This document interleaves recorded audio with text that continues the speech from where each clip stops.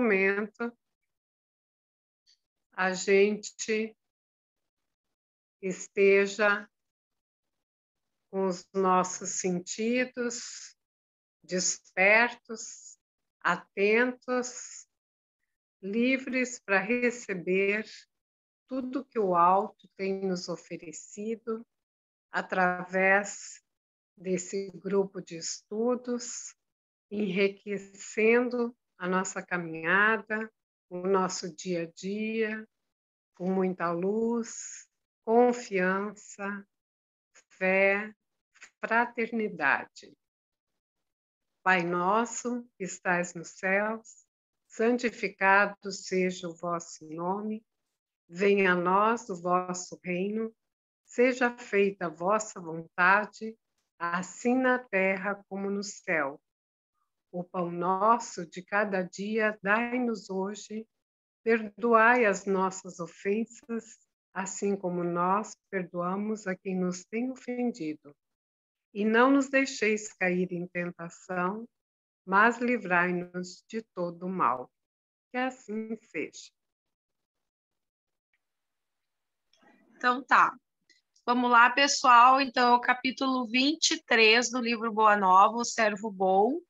Lembrando que quem está acompanhando pelo PDF teve uma desconfiguração ali, começa um pouco antes, na condenação das riquezas, é nesse parágrafo.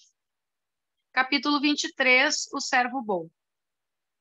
A condenação das riquezas se firmara no espírito dos discípulos com profundas raízes, a tal ponto que, por várias vezes, foi Jesus obrigado a intervir de maneira por termo a contendas injustificáveis. De vez em quando, Tadeu parecia querer impor aos assistentes das pregações do lago a entrega de todos os bens aos necessitados. Filipe não vacilava em afiançar que ninguém deveria possuir mais do que uma camisa, constituindo uma obrigação tudo dividir com os infortunados, privando-se cada qual do indispensável à vida. E quando o pobre nos surge somente nas aparências? Replicava judiciosamente Levi. Conheço homens abastados que choram na coletoria de Cafarnaum como miseráveis mendigos, apenas com o fim de se eximirem dos impostos. Sei de outros que estendem as mãos à caridade pública e são proprietários de terras dilatadas. Estaríamos edificando o reino de Deus se favorecêssemos a exploração? Tudo isso é verdade, redarguía Simão Pedro. Entretanto, Deus nos inspirará sempre, nos momentos oportunos, e não é por essa razão que deveremos abandonar os realmente desamparados. Levi, porém, não se dava por vencido e retrucava. A necessidade sincera... Pessoal, tem alguém com o microfone aberto, por favor. Levi, porém, não se dava por vencido e retrucava. A necessidade sincera deve ser objeto incessante de nosso carinhoso interesse. Mas, em se tratando dos falsos mendigos, é preciso considerar que a palavra de Deus nos tem vindo pelo Mestre, que nunca se cansa de nos aconselhar vigilância. É imprescindível não viciarmos o sentimento de piedade, a ponto de prejudicarmos os nossos irmãos no caminho da vida. O antigo cobrador de impostos expunha, assim, a sua maneira de ver, mas Filipe, agarrando-se à letra dos ensinos, replicava com ênfase: continuarei acreditando que é mais fácil a passagem de um camelo pelo fundo de uma agulha do que a entrada de um rico no reino do céu. Jesus não participava dessas discussões, porém, sentia as dúvidas que pairavam no coração dos discípulos e, deixando-os entregues aos seus raciocínios próprios, aguardava a oportunidade para um esclarecimento geral. Passava-se o tempo e as pequenas controvérsias continuavam acesas. Chegara, porém, o dia em que o mestre se ausentaria da Galileia para a derradeira viagem a Jerusalém. A sua última ida a Jericó, antes do suplício, era aguardada com curiosidade imensa. Grandes multidões se apinhavam nas estradas. Um publicano abastado, de nome Zaqueu, conhecia o renome do Messias e desejava vê-lo. Chefe prestigioso na sua cidade, homem rico e enérgico, Zaqueu era, porém, de pequena estatura, tanto assim que, buscando satisfazer o seu vivo desejo, procurou acomodar-se sobre um sicômoro, levado pela ansiosa expectativa com que esperava a passagem de Jesus. Coração inundado de curiosidade, de sensações alegres, o chefe publicano, ao aproximar-se o Messias, admirou-lhe o porte nobre e simples, sentindo-se magnetizado pela sua indefinível simpatia. Altamente surpreendido, verificou que o mestre estacionara a seu lado e lhe dizia com acento íntimo: Zaqueu, desce dessa árvore, porque hoje necessito de tua hospitalidade e de tua companhia. Sem que pudesse traduzir o que se passava em seu coração, o publicano de Jericó desceu de sua improvisada galeria, possuído de imenso júbilo. Abraçou-se a Jesus com prazer espontâneo e ordenou todas as providências para que o querido hóspede e sua comitiva fossem recebidos em casa com a maior alegria. O mestre deu o braço ao publicano e escutava atento as suas observações mais insignificantes, com grande escândalo da maioria dos discípulos. Não se tratava de um rico que devia ser condenado? Perguntava Filipe a si próprio. E Simão Pedro refletia intimamente: como justificar tudo isso, se Zaqueu é um homem de dinheiro e pecador perante a lei? A breves instantes, porém, toda a comitiva penetrava na residência do publicano, que não ocultava seu contentamento inexcedível. Jesus lhe conquistara as atenções, tocando-lhe as fibras mais íntimas do espírito, com a sua presença generosa. Tratava-se de um hóspede bem amado, que lhe ficaria eternamente no coração. Aproximava-se o crepúsculo, quando Zaqueu mandou oferecer uma leve refeição a todo o povo, em sinal de alegria, sentando-se com Jesus e os seus discípulos sobre um vasto alpendre. A palestra versava sobre a nova doutrina, e sabendo que o mestre não perdia ensejo de condenar as riquezas criminosas do mundo, o publicano esclarecia com toda a sinceridade de sua alma: Senhor, é verdade que tenho sido observado como homem de vida reprovável, mas desde muitos anos venho procurando empregar o dinheiro de modo que represente benefícios para todos os que me rodeiam na vida. Compreendo que aqui em Jericó havia muitos pais de família sem trabalho. Organizei múltiplos serviços de criação de animais e de cultivo permanente da terra.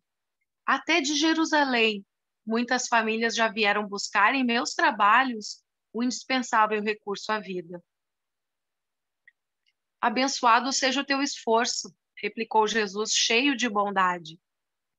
Zaqueu ganhou novas forças e murmurou: os servos de minha casa nunca me encontraram sem a sincera disposição de servi-los. Regozijo-me contigo, exclamou o Messias, porque todos nós somos servos de nosso Pai. O publicano, que tantas vezes fora injustamente acusado, experimentou grande satisfação. A palavra de Jesus era uma recompensa valiosa à sua consciência dedicada ao bem coletivo.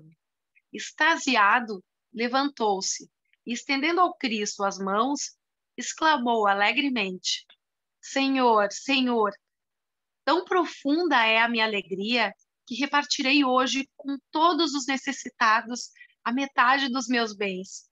E se em alguma coisa tenho prejudicado alguém, indenizá-lo-ei quadruplicadamente. Jesus o abraçou com um formoso sorriso e respondeu: Bem-aventurado és tu, que agora contemplas em tua casa a verdadeira salvação. Alguns dos discípulos, notadamente Filipe e Simão, não conseguiam ocultar suas deduções desagradáveis. Mais ou menos aferrados às leis judaicas e atentando somente no sentido literal das lições do Messias, estranhavam aquela afabilidade de Jesus, aprovando os atos de um rico do mundo, confessadamente publicano e pecador. E como o dono da casa se ausentasse da reunião por alguns minutos, a fim de providenciar sobre a vinda de seus filhos para conhecerem o Messias, Pedro e outros prorromperam numa chuva de pequeninas perguntas. Por que tamanha aprovação ao rico mesquinho? As riquezas não eram condenadas pelo evangelho do reino? Por que não se hospedarem numa casa humilde, sim naquela vivenda suntuosa, em contraposição aos ensinos da humildade? Poderia alguém servir a Deus e ao mundo de pecados? O mestre deixou que cessassem as interrogações e esclareceu com generosa firmeza. Amigos, acreditais porventura que o evangelho tenha vindo ao mundo para transformar todos os homens em miseráveis mendigos? Qual a esmola maior? A que socorre as necessidades de um dia ou a que adota providências para uma vida inteira? No mundo vivem os que entesouram na terra e os que entesouram no céu. Os primeiros escondem suas possibilidades no cofre da ambição e do egoísmo, e por vezes atiram moedas douradas ao faminto que passa, procurando livrar-se de sua presença. Os segundos ligam suas existências a vidas numerosas, fazendo de seus servos e dos auxiliares de esforços a continuação de sua própria família. Estes últimos sabem empregar o sagrado depósito de Deus e são seus mordomos fiéis à face do mundo. Os apóstolos ouviam-no espantados. Filipe, desejoso de se justificar depois da argumentação incisiva do Cristo, exclamou: Senhor, eu não compreendia bem porque trazia o meu pensamento fixado nos pobres que a vossa vontade nos ensinou a amar. Entretanto, Filipe, elucidou o mestre, é necessário não nos perdermos em viciações do sentimento. Nunca ouviste falar de uma terra pobre, numa árvore pobre, em animais desamparados? E, acima de tudo, nesses quadros da natureza que Zaqueu procura atender, não vês o homem, nosso irmão? Qual será o mais infeliz? O mendigo, sem responsabilidade, a não ser a da sua própria manutenção? Ou um pai carregado de filhinhos a lhe pedirem pão? Como André o observasse com um grande brilho nos olhos, maravilhado com as suas explicações, o mestre acentuou. Sim, amigos, ditosos os que repartirem os seus bens com os pobres, mas bem-aventurados também os que consagrarem suas possibilidades aos movimentos da vida, cientes de que o mundo é um grande necessitado e que sabem, assim, servir a Deus com as riquezas que lhes foram confiadas. Em seguida, Zaqueu mandou servir uma grande mesa ao Senhor e aos discípulos, onde Jesus partiu o pão, partilhando do contentamento geral. Impulsionado por um júbilo insopitável, o chefe publicano de Jericó apresentou seus filhos a Jesus e mandou que seus servos festejassem aquela noite memorável para o seu coração. Nos terreiros amplos da casa, crianças e velhos felizes cantaram hinos de cariciosa aventura, enquanto jovens em grande número tocavam flautas enchendo de harmonias o ambiente. Foi então que Jesus, reunidos todos, contou a formosa parábola dos talentos, conforme a narrativa dos apóstolos, e foi também que, pousando enternecido e generoso olhar sobre a figura de Zaqueu, seus lábios divinos pronunciaram as imorredoras palavras: Bem-aventurado sejas tu, servo bom e fiel. Final de capítulo. Bom, Esse capítulo aí, na realidade, serve que ele vem depois. O registro no nosso evangelho está lá em Evangelho de Lucas, né? Porque Lucas, na realidade, também não conheceu Jesus e recebeu todos os ensinamentos que ele teve e registrou. Foi no contato que ele teve com Maria de Nazaré, com João Evangelista, com mais alguns discípulos que tiveram uma convivência com ele depois, e também junto com Paulo de Tarso bem mais adiante. Então, o que ele compilou?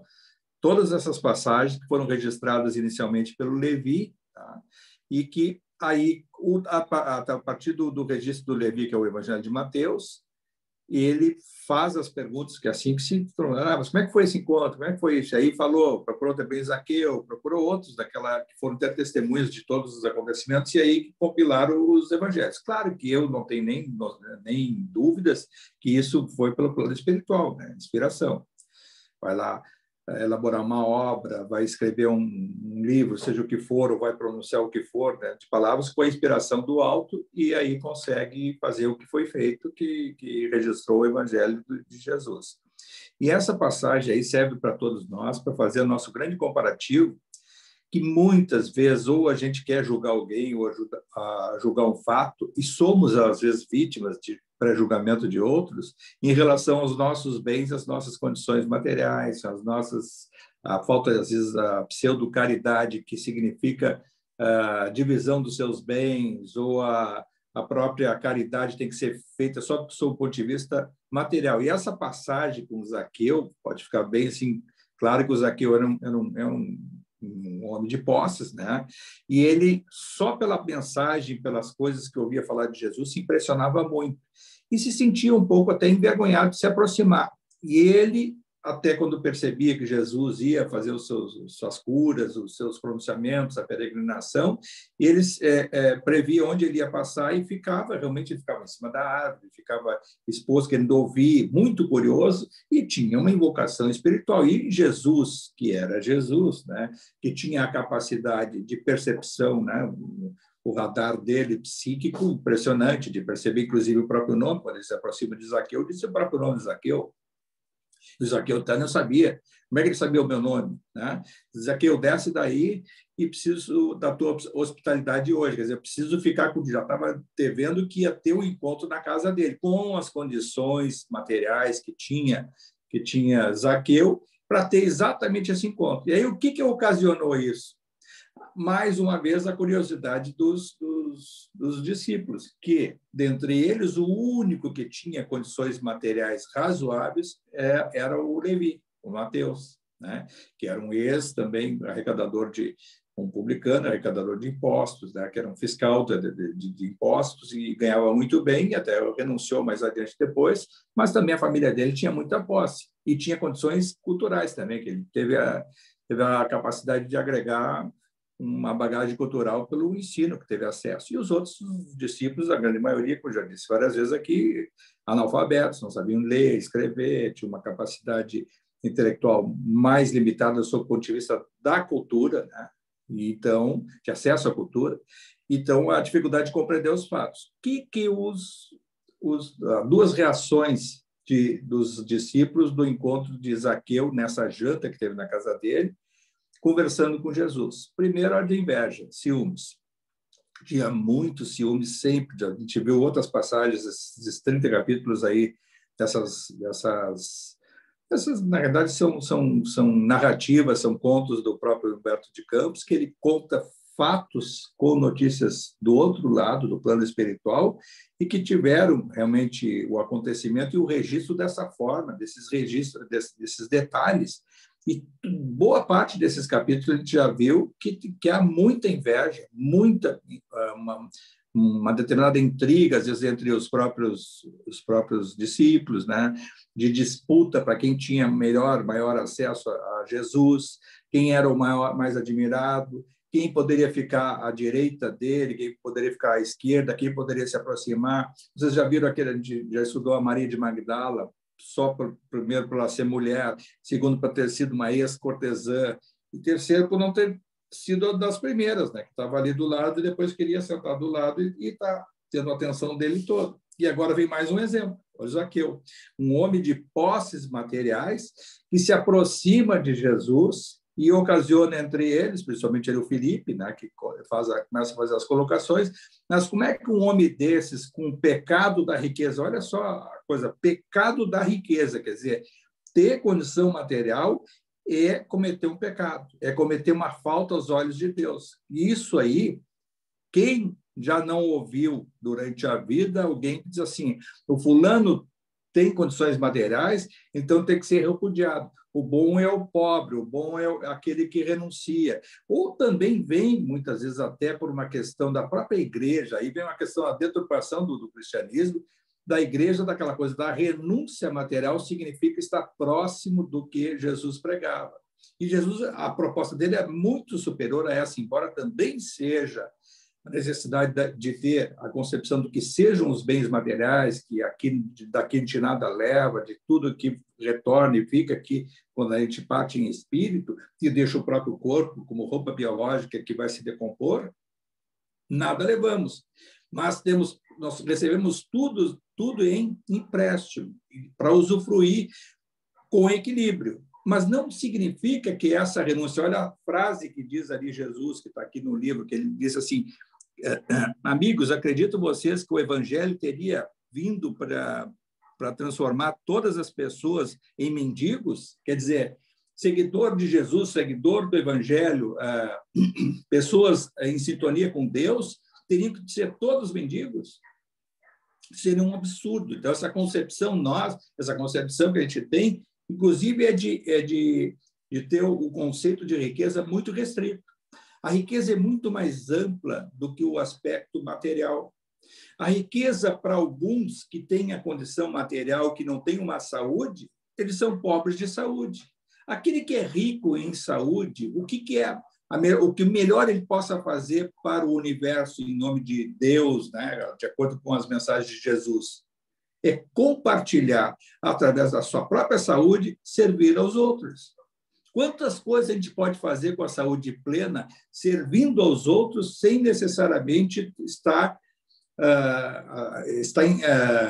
com uma atividade que dependa de condições materiais superiores ou de aquisição. Pode ser uma pessoa com limitação material e com muita saúde pode servir.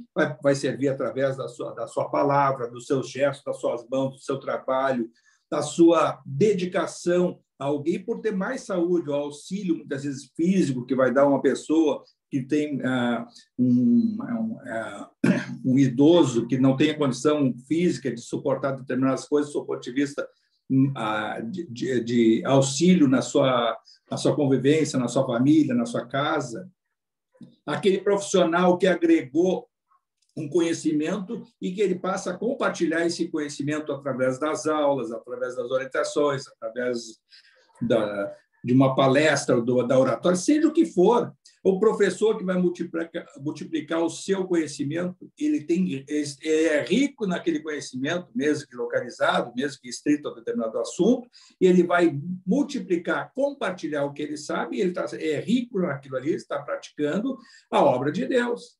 Então, essa restrição nossa, do ponto de vista material, é lógico, diz ali Jesus, é bom aquele que possa compartilhar, em outras palavras, ele diz ali, compartilhar os seus excessos, o que é possível dividir entre os irmãos, mas, mais do que isso, no que está no coração, no seu gesto, no seu pensamento, a riqueza de Deus ela é muito superior a esse compartilhamento material. Não é dando o excesso, e mesmo assim, depois o Zaqueu, então, se eu sou acusado disso, pelo pecado que ele comete, então todos aqueles que eu possa dever, isso está no Evangelho de Lucas, né? Para quem eu devo, eu vou dar multiplicado tudo que eu possa ter devido a alguém para ter essa... Ele dizia, porque provavelmente os discípulos cobraram dele, não foi uma coisa assim de falar para terceiro, falaram na cara mesmo, mas tu um pecador, tu um isso que fez aquilo e tal, quem é tu para estar aqui agora assim, pagando de um moralista, de que é o cara que sabe tudo, que é o cara que vira um cristão, que é amoroso, que é caridoso, e és tudo que foste, quer dizer, cobrando usando a própria lei como carrasco para fazer as coisas, que também foi cobrado isso em termos do próprio Levi lá na origem, né? Mas só que os apóstolos, na época que a adesão do Levi, do Mateus, eles não tinham também já aquela convivência longa com Jesus. Esse período aí, com o Zaqueu, Jesus já estava na peregrinação dele quase que há 3 anos. Quer dizer, já estava com 33 anos, já estava há dias da crucificação, né? Então, foi, inclusive, semana anterior, praticamente, isso aí foi alguns dias antes, né? E aí, o que aconteceu? Quer dizer, qual é a mensagem que nos traz todo esse texto, desse capítulo? É que a gente não pode ser preconceituoso e não ter a concepção de bem material sob o ponto de vista daquele que até a própria igreja, e um dos símbolos da igreja que nos deu isso, foi até um dos espíritos que é a nossa evocação para Francisco de Assis. Francisco de Assis, com aquela renúncia dele, era a simbologia que ele tinha sobre as renúncias materiais, de tudo doar, doou tudo, inclusive a própria vestimenta, ele incutiu aos olhos da própria igreja de que parecia se ter culpa aquele que tem um determinado bem material. E não é essa concepção equilibrada que passa Jesus no seu evangelho, que está lá no evangelho de Lucas, que está nesse texto que é passado pelo plano espiritual, que é de nós mantermos o determinado equilíbrio mesmo na nossa ação caridosa. Então, fazer a renúncia, aí a pessoa tem lá o seu próprio salário, os seus bens materiais, não, eu vou doar tudo, porque aí eu vou me despir das minhas culpas e vou ficar em sintonia com o que Jesus pregou. Jesus não pregou isso. E, além do mais, nós estaremos prejudicando a outros. Eu vou estar prejudicando a minha própria família, vou estar prejudicando o seu núcleo familiar, gerando determinadas dificuldades que não estavam previstas, mas que, com o meu desequilíbrio, eu não posso ser desequilibrado na ação caridosa. E isso vem, de outra forma, a se sintonizar com aqueles os pentecostais que impõem o dízimo de contribuição aos seus fiéis e que diz que se eu não doar aquilo que eu tenho, eu vou ser amaldiçoado por Deus, ou Deus vai me punir, ou vai me cobrar em determinado momento uma coisa ruim que venha a me acontecer mais adiante. A culpa foi porque eu não dei para Deus aquilo que era devido a Ele. Como se Deus cobrasse, como se Deus fosse usufruir dos nossos bens materiais, e não um líder religioso, um patife qualquer que possa se utilizar dos bens materiais, acumulando para si e para o seu grupo as benesses e a riqueza que é tirada de forma partilhada dos seus fiéis. Então, essa concepção a gente tem que ter para se distanciar de possíveis culpas. Uma observaçãozinha que eu vi ali, que é citado no Evangelho, que muitos interpretam mal, quando Jesus diz a questão do camelo ali. É mais fácil um camelo passar por um fio de uma agulha do que isso, que aquilo. O camelo ali não é o animal camelo, né? Camelo, naquela época, significava a corda feita através do pelo do camelo, que era uma corda bem resistente, que era utilizada para conter as embarcações de pescarias, os barcos. Então, era uma corda muito forte, tá? Aí sim, então, a corda e a linha, que é passar na agulha. Então, o camelo era o nome da corda forte. Então, é uma corda grossa, né? Então, é mais fácil passar uma corda grossa por uma agulha do que, aquilo que ele faz a comparação. Eu me lembro quando eu era jovem, mesmo lá no catecismo, na crisma, aquelas coisas, eu lia e ouvia sobre isso e nunca pude perguntar para ninguém, até que um dia fui estudar isso aí e ver o que é o tal do camelo. Quantas e quantas pessoas achavam que ele quis dizer que um animal passando no meio do buraco? Não. É o fio do pelo do camelo, que era, na época, chamada essa corda grossa, é um camelo. Tá?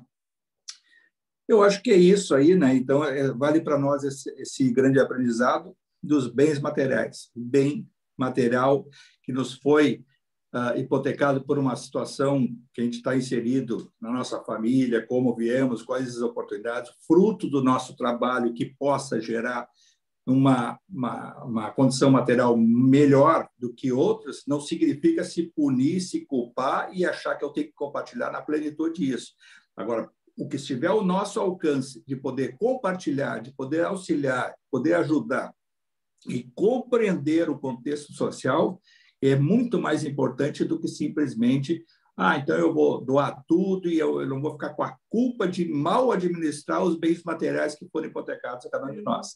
É muito mais difícil alguém que tenha condições materiais e saber fazer bom uso das condições materiais do que aquele que faz a renúncia absoluta, se despindo de qualquer responsabilidade sobre o uso que foi nos dado a oportunidade durante a encarnação. Então é isso, acho que a gente pode ir para o próximo aí, que esses 2 capítulos, agora o próximo vai falar do Judas. Falamos bastante já do Judas, né? Nós vamos fazer algumas considerações, que eu estava dando uma olhada por cima aqui. A questão desse que vai falar da traição de Judas, mas a gente fala mais adiante, não vai dar tempo, tá bom? Vamos tocar? Vamos tocar. Então, capítulo 24, a ilusão do discípulo. Jesus havia chegado a Jerusalém sob uma chuva de flores. De tarde, após a consagração popular, caminhavam Tiago e Judas, lado a lado, por uma estrada antiga, marginada de oliveiras, que conduzia às casinhas alegres de Betânia. Judas Iscariotes deixava transparecer no semblante íntima inquietação, enquanto no olhar sereno do filho de Zebedeu fulgurava a luz suave e branda que consola o coração das almas crentes.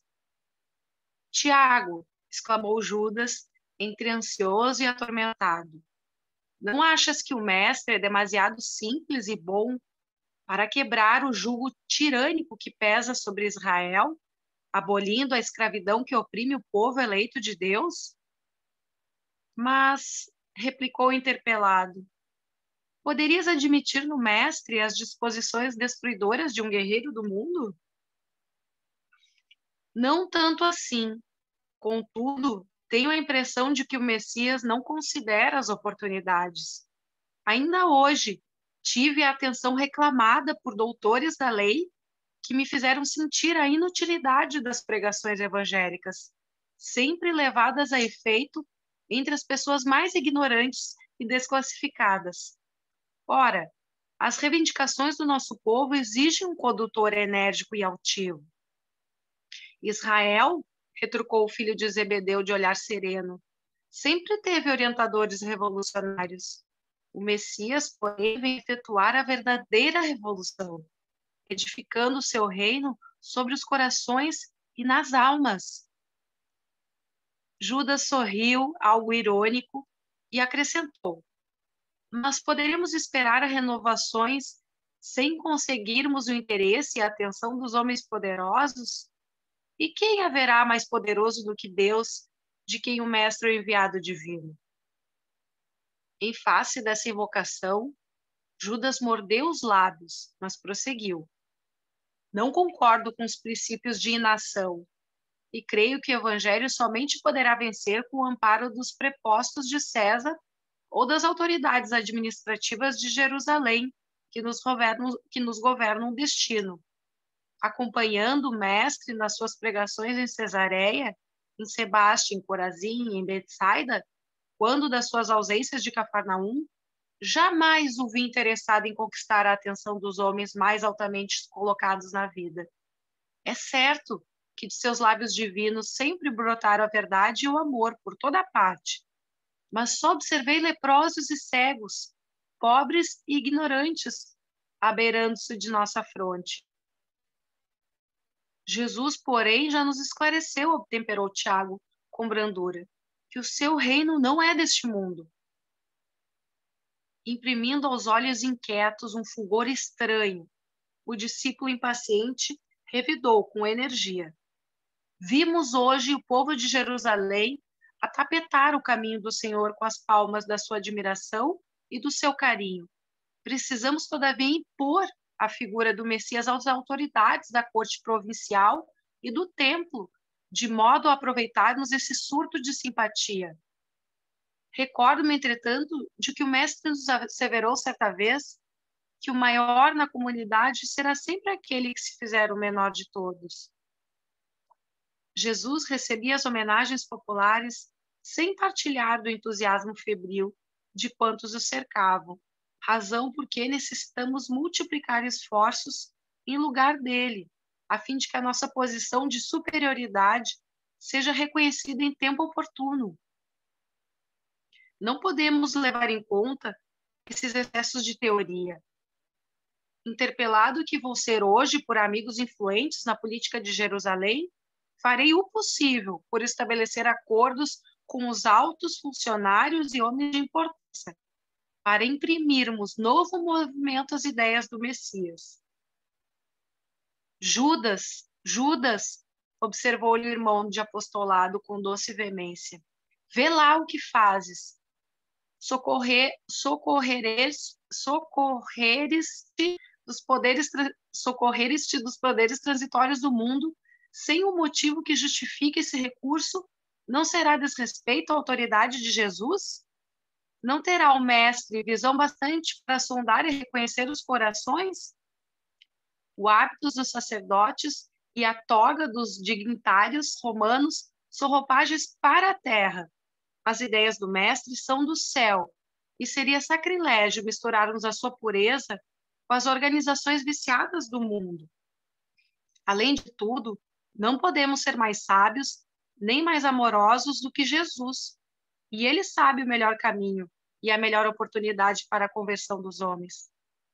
As conquistas do mundo são cheias de ciladas para o espírito, e entre elas é possível que nos transformemos em órgão de escândalo para a verdade que o mestre representa. Judas silenciou aflito. No firmamento, os derradeiros raios de sol batiam nas nuvens distantes, enquanto os dois discípulos tomavam rumos diferentes. Sem embargos das carinhosas exortações de Tiago, Judas Iscariotes passou a noite tomado de angustiosas inquietações. Não seria melhor apressar o triunfo mundano do cristianismo? Israel não esperava um Messias que fechasse nas mãos todos os poderes? Valendo-se da doutrina do Mestre, poderia tomar para si as rédeas do movimento renovador, enquanto Jesus, na sua bondade e simpleza, ficaria entre todos, como um símbolo vivo da ideia nova. Recordando suas primeiras conversações com as autoridades do Sinédrio, meditava na execução de seus sombrios desígnios. A madrugada o encontrou decidido, na embriaguez de seus sonhos ilusórios. Entregaria o mestre aos homens do poder, em troca de sua nomeação oficial para dirigir a atividade dos companheiros. Teria autoridade e privilégios políticos. Satisfaria suas ambições, aparentemente justas, com o fim de organizar a vitória cristã no seio de seu povo. Depois de atingir o alto cargo com que contava, libertaria Jesus e lhe dirigiria os dons espirituais de modo a utilizá-los para a conversão de seus amigos e protetores prestigiosos. O mestre, a seu ver, era demasiadamente humilde e generoso para vencer sozinho por entre a maldade e a violência. Ao desabrochar a alvorada, o discípulo imprevidente demandou o centro da cidade e, após horas, era recebido pelo Sinédrio, onde lhe foram hipotecadas as mais relevantes promessas. Apesar de satisfeito com a sua mesquinha gratificação e desvairado no seu espírito ambicioso, Judas amava o Messias e esperava ansiosamente o instante do triunfo para lhe dar a alegria da vitória cristã através das manobras políticas do mundo. O prêmio da vaidade, porém, esperava sua desmedida ambição. Humilhado e escarnecido, seu mestre bem-amado foi conduzido à cruz da ignomínia, sob vilipêndios e flagelações. Daqueles lábios que haviam ensinado a verdade e o bem, a simplicidade e o amor, não chegou a escapar-se uma queixa. Martirizado na sua estrada de angústias, o mestre só teve o máximo de perdão para os seus algozes. Observando os acontecimentos que lhe contrariavam as mais íntimas suposições, Judas Iscariotes se dirigiu a Caifás, reclamando o cumprimento de suas promessas. Os sacerdotes, porém, ouvindo-lhe as palavras tardias, sorriram com sarcasmo Debalde recorreu às suas prestigiosas relações de amizade, teve de reconhecer a falibilidade das promessas humanas. Atormentado e aflito, buscou os companheiros de fé, encontrou-os vencidos e humilhados. Pareceu-lhe, descobrir em cada olhar a mesma exprobração silenciosa e dolorida. Já se havia escoado a hora sexta em que o mestre expirara na cruz, implorando perdão para os seus verdugos. De longe, Judas contemplou todas as cenas angustiosas e humilhantes do Calvário. Atroz remorso lhe pungia a consciência dilacerada. Lágrimas ardentes lhe rolavam dos olhos tristes e amortecidos. Malgrado a vaidade que o perdera, ele amava intensamente o Messias. Em breves instantes, o céu da cidade impiedosa se cobriu de nuvens escuras e borrascosas. O mau discípulo, com um oceano de dor na consciência, peregrinou em derredor do casario maldito, acalentando o propósito de desertar do mundo, numa suprema traição aos compromissos mais sagrados de sua vida. Antes, porém, de executar seus planos tenebrosos junto à figueira sinistra, ouvia a voz amargurada do seu tremendo remorso. Relâmpagos terríveis rasgavam o firmamento. Trovões violentos pareciam lançar sobre a terra criminosa a maldição do seu véu vilipendiado e esquecido. Mas, sobre todas as vozes confusas da natureza, o discípulo infeliz escutava a voz do Mestre, consoladora e inesquecível, penetrando-lhe os refolhos mais íntimos da alma. Eu sou o caminho, a verdade e a vida. Ninguém pode ir ao Pai senão por mim. Final de capítulo. Bom, na realidade, eu estava me lembrando agora quando é que eu fiz a menção do Judas, já nesses encontros sobre esse livro aqui, né? É que tem um outro livro do Humberto de Campos, que é Crônicas do Além-Túmulo, que ele, lá no plano espiritual, entrevista uma série de espíritos, e uma das entrevistas que ele tem é com o Judas. Assim como tem outras obras, as obras do Humberto de Campos são excelentes, não sob o ponto de vista que ele não era um espírita, e mesmo como espírito do outro lado, ele foi um aprendiz da doutrina. Mas, como jornalista, ele sempre foi um curioso e buscando sempre informações. E ele, no plano espiritual, vasculhou todo esse universo aí todo. Inclusive, tem entrevista que ele fez com o Zaqueu, né? E com muitos outros, né? Com o Sócrates também, e assim vai. Bom, e aí trazem muita informação, essa coisa que não está em lugar nenhum, né? Essa passagem aqui que dá do Judas, junto com a própria entrevista dele, fecha informações que nenhum religioso, a própria Igreja Católica, quem estuda o Evangelho de Jesus, propriamente esse contado pelos homens, não tem essa riqueza de detalhes. E vejam quanto que isso reforça a tese assim mais próxima da própria verdade, que se distancia dessa que colocaram do Judas como sendo aquele o que traiu Jesus gratuitamente por ser um traidor, por ser isso, e chamamos qualquer pessoa de traidor como sendo o próprio Judas, e ad eterno ele é chamado de traidor, e aí tem aquela passagem que está lá na própria entrevista que a gente comentou aqui, que ele todos os anos, na época da Semana Santa, passa lá naquela região da Palestina, onde ele sempre foi invocado, o psiquismo humano se converge num feixe de energia deletéria que hoje ele já superou. Ele veio a superar isso depois das sucessivas encarnações, a mais sublime, a última, que foi Joana d'Arc. A gente pode até depois comentar um pouco. Mas aí a gente vê assim, o quanto que Judas, ali perante os discípulos, claro, com as suas fraquezas, claro, que deveria, segundo o próprio Jesus, 1 ou 2 semanas antes, estava lá com Zaqueu, tendo aquele encontro, entrando em confronto, em atrito, assim, com a concepção do que os discípulos achavam do que seria ser um seguidor de Jesus. Tinha que ser pobre, tinha que ser mendigo, tinha que ser sofrer, essa coisa que alguns até hoje copiam, tentam copiar e incutir nos outros. Mas aí ele faz o paralelo depois com o Zaqueu, e aí nós temos também essa concepção com o próprio Judas. O Judas, que era o diferencial entre os discípulos e apóstolos, não no sentido de contrariar a Jesus, mas de provocar a Jesus. Está bem claro nesse texto que o intuito dele sempre foi de aproveitar a oportunidade da convivência, do acesso de Jesus às massas, ou seja, ele era um ativista político. Era um ativista político contra quem?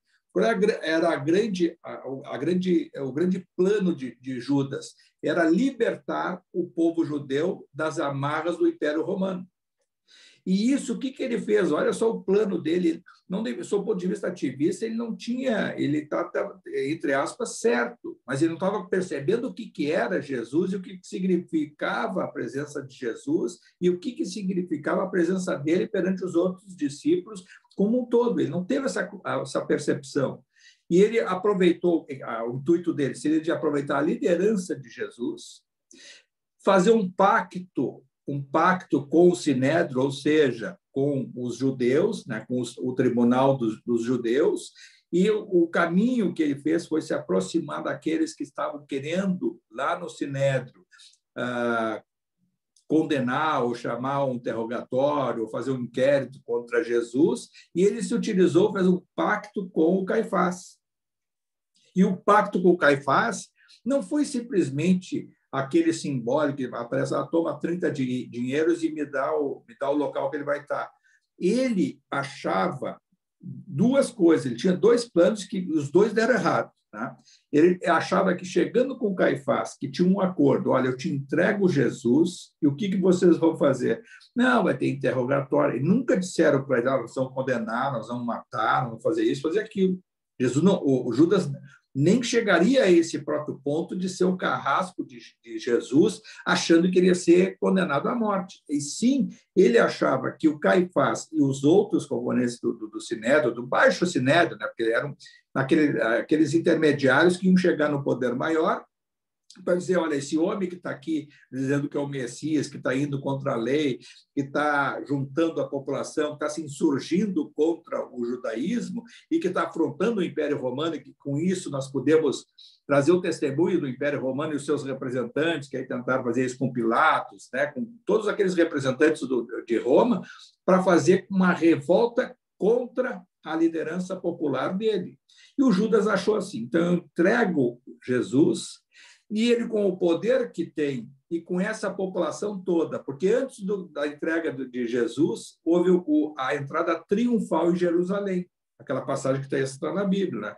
Que Jesus entra triunfalmente para a Páscoa, as festividades da Páscoa, a semana da Páscoa, que seria a seguinte, ele entra em Jerusalém, e aí a população em êxtase. Olha aquela coisa, êxtase, em alguns dias... Poucos dias depois, a própria população que estava dizendo que ele tinha que ser condenado e trocado pelo Barrabás.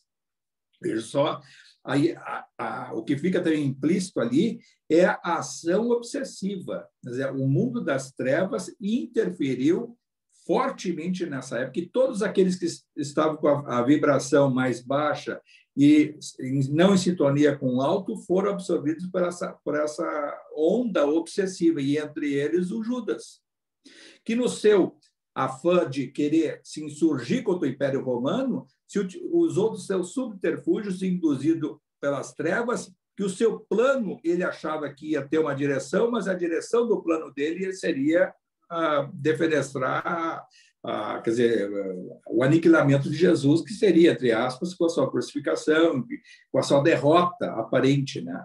E o que ocorre, então, quando o Jesus é crucificado? Vai o Judas lá no Caifás, e a conversa foi áspera, foi quase que lá também debocharam dele, né? Ele se sentiu humilhado, porque ele disse, olha, como é que vocês faziam assim? A sua era o homem que, do jeito que ele chegou na cruz, não era para ter sido isso, me prometeram que ele ia ser preservado, disseram que ele ia ter um julgamento justo, e que o que disseram, chegaram até a colocar para o Judas que ele seria não exposto publicamente e que o julgamento seria popular. E o Judas tinha certeza que o julgamento popular seria em benefício de Jesus. E que aí, se insurgindo aquele povo a favor de Jesus, o próprio Caifás e os judeus conseguiriam libertar o povo judeu do Império Romano. Uma coisa que deu tudo errado, né? E até porque os judeus, o próprio Sinédrio estava todo corrompido pelo Império Romano. Não havia uma reação contra o Império Romano, e sim uma submissão pela corrupção, pelas benesses do próprio poder, coisa que também não se distancia muito de muita coisa que se assiste hoje, já se assistiu ao longo da história. Então, esse lado do Caifás e da coisa, se levou a um estado para ele de humilhação pessoal. Debocharam da cara dele, zombaram do que ele estava dizendo.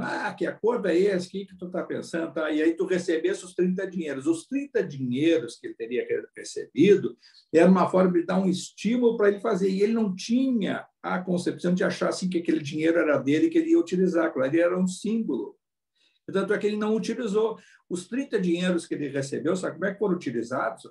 Depois que ele cometeu o suicídio e ficou lá pendurado numa árvore, num descampado lá daquela região, e os discípulos e alguns ali adeptos do cristianismo já assim, em nome do perdão que Jesus até teria vindo depois, como deu já essa passagem que a gente comentou a semana passada, que ele, transfigurado já, após a crucificação, vem Maria, vai dar um abraço neles. Não vem, não fui ao Pai. Ele tinha ido lá resgatar no Vale dos Suicidas Jesus. E os apóstolos discípulos, sabendo de tudo isso, eles juntaram, eles tiveram acesso, quando ele cometeu o suicídio, ele estava com os 30 dinheiros, as 30 moedas que ele já tinha ganho. E aproveitaram aquelas moedas e compraram aquela região onde ele um terreno ali, a área ali circunvizinha, onde ele cometeu o suicídio, e fizeram um cemitério ali, com aqueles 30 dinheiros. Isso tem outro registro que não consta em nada da história aí, mas você vê que pode ter algum registro, não está na Bíblia, né, pelo que eu sei. Agora, é mais uma informação, veja só que aí o ato de perdão dos discípulos, assim, olha, o mestre disse que tem que te perdoar, estava com ele os 30 dinheiros, o que fazer isso, devolver para lá, e ele disse assim, não, vamos pegar esse dinheiro e dar um destino honroso para ele, de sepultamento, que os judeus tinham aquele hábito de enterrar na terra e tal, e preservar ali, da tradição deles, e naquela época ainda era muito viva, muito mais judaísmo do que o cristianismo, né? Porque o cristianismo vem logo a seguir se despindo de todas essas amarras do judaísmo. E entre os discípulos, boa parte deles eram judeus praticantes quase que ortodoxos, né? Principalmente o Tiago Menor. Tá? O Tiago que queria a circuncisão, ele achava que tinha que ser mantido, vai depois Paulo de Tarso, a gente vai estudar, se for possível, na aula Paulo e Estevão, vai lá, depois na pregação de Paulo e nas conversas que ele teve de pregação com os demais discípulos, e ele com a sua desenvoltura cultural, ex-rabino, quer dizer, era um rabino, era um cidadão romano, era um judeu que tinha uma bagagem cultural extremamente enriquecida, né, pela convivência que ele tinha antes, e de transformação ao cristianismo, e ele mesmo, assim, se tudo que está nos ensinamentos do Levi, tudo que vocês contam que ocorreu com Jesus, se é assim, não há sentido nenhum de nós seguirmos os regramentos do judaísmo, não nos despirmos das coisas que foram impostas a nós, que a gente segue sem ter o mínimo de fundamento que toque o coração. E aí o próprio Paulo, que é o rabino, que vem a transformar os ensinamentos de Jesus e se readequando ao cristianismo mais próximo que a gente conhece hoje. E esse cristianismo que mais a gente conhece hoje, ele passando por todas as sombras da Inquisição, aprisionou, quer dizer, a interferência das trevas, né? E aí começa a fechar aquelas ideias do cristianismo para a forma mais ortodoxa, mais aquela inclusive em nome do sepulcro, em nome de Deus, em nome de Jesus, matar, sacrificar, torturar. Então, ao longo da das cruzadas, o que eram? Em nome do sepulcro eram promovidas revoltas, batalhas, se matava em nome de Jesus. E aí o que vem a libertar, redirecionar esse cristianismo primitivo com as ideias até em sintonia com o que o próprio Paulo venha depois na sua pregação dizer que, olha, o cristianismo não pode ser um judaísmo ortodoxo levado com algumas ideias de Jesus. Ou seja, as ideias de Jesus é que tem que libertar o homem através do sentimento, do coração, do amor e das coisas da própria pregação da essência do cristianismo, e não se aprisionar ao passado retrógrado, que nos deixa aprisionado a conceitos colocados pela própria civilização humana. E aí, qual é o ponto de libertação do cristianismo? Ele vem se dar depois da Inquisição, o próprio Consolador prometido lá no Evangelho de João, que é o Espiritismo. O Espiritismo, na sua essência, ele vem reviver aquela essência lá, essa do pós-crucificação, com o advento do Paulo de Tarso, aquele cristianismo puro mesmo, que tinham aqueles lugarejos que eles atendiam os enfermos, os idosos, os abandonados, os desvalidos, aqueles que eram jogados à margem da própria sociedade e que praticavam ali a assistência, a cura, a caridade na sua essência. Aquele cristianismo primitivo, original, ele teve uma trajetória que foi se dissipando e foi sendo agregado por quem? Absorvido pelo Império Romano, que aí vem surgir, depois de 2 séculos, praticamente, de muita perseguição, quando o Império Romano começou a ser contaminado pelo cristianismo, no bom sentido, e aí os filhos dos patrícios, né? O império começou sendo absorvido pelo cristianismo, e aí surge uma concessão do império, surgindo a Igreja Católica Apostólica Romana. Ou seja, as ideias do cristianismo com a permissão do Estado com determinados regramentos e com determinadas viciações, inclusive que antes, lá no Império Romano, se tinha aquelas imagens dos ancestrais, aquelas coisas, aquelas mesmas imagens vão ser substituídas mais adiante pelos chamados santos da Igreja Católica. Então, veja só que esse redirecionamento, depois, ao longo dos séculos, distanciamento das ideias primitivas, vem o advento da cruzada, que foi a tomada das trevas no seio da Igreja. As trevas se infiltraram no seio do cristianismo, sob as lideranças que reencarnaram lá de baixo, como padres, como bispos, como seguidores, como orientadores, como partícipes, né? Ou seja, discípulos também, levados pelas próprias trevas, que aí criaram os determinados tribunaizinhos de perseguição, de julgamento, de pré-julgamento das pessoas, sacrificando pessoas em nome de interesses escusos, e, em nome de Jesus, até matando, sacrificando e derramando sangue.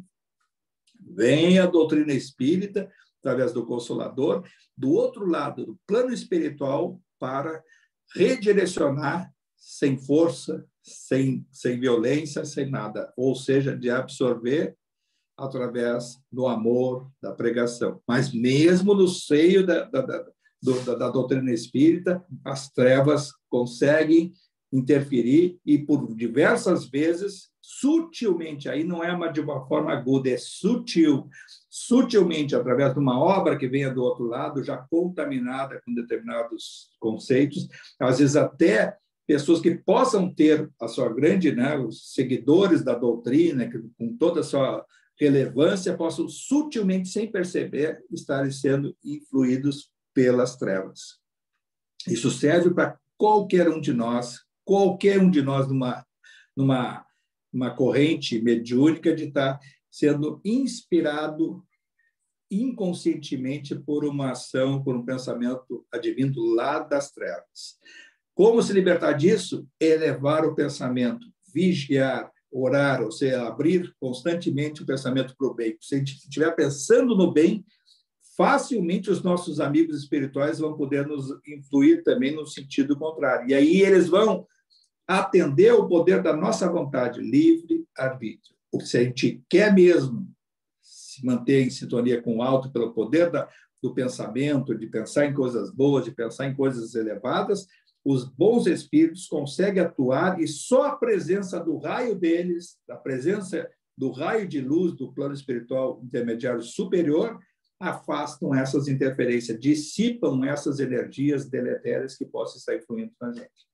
Porque é isso, então, para a gente fazer juntar essas coisas que a gente estuda aqui, teoricamente, para poder fazer comparativo com as nossas atividades, os nossos estudos, à luz da doutrina espírita, que sempre é esse o nosso propósito. Às 20 horas já, hein? Que horror, passou rápido. Vamos, então, encerrar. Vamos levar nosso pensamento agora ao momento da gratidão. A gratidão ao alto, aos nossos amigos espirituais, a todos aqueles que nos inspiram, nos levam a esse momento de reflexão, de meditação, a comparação do estudo teórico, a tudo aquilo que nos vem à mente através de tudo que nós lemos, ouvimos, refletimos e procuramos colocar em prática no nosso dia a dia, seja nas nossas ações, no nosso pensamento, ou até nas nossas atividades voltadas e ligadas à doutrina espírita. A eles, nós damos uma gratidão imensa, à nossa casa, aos nossos seguidores da Casa Lucas de Assis, aos nossos mentores, orientadores, e a Jesus e ao nosso Pai, que está no céu. Que santificado seja o vosso nome, que venha a nós o vosso reino, seja feita a vossa vontade, assim na terra como no céu. O pão nosso de cada dia que nos dai hoje. Perdoai as nossas ofensas, assim como nós perdoamos a quem nos tem ofendido. E não nos deixeis cair em tentações, mas livrai-nos de todo o mal, Senhor, e que assim seja. Só aí, então, pessoal. Obrigada, Falou, Francisco. Valeu, Maria. Eu abençoe a todos.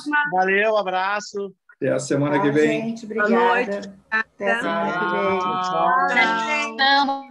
Tchau. Tchau, Nicolas. Tchau, Nicolas. Tchau, Lorena. Tchau. Gratidão. Tchau, gente. Tchau, Gratidão. gente. Tchau, tchau.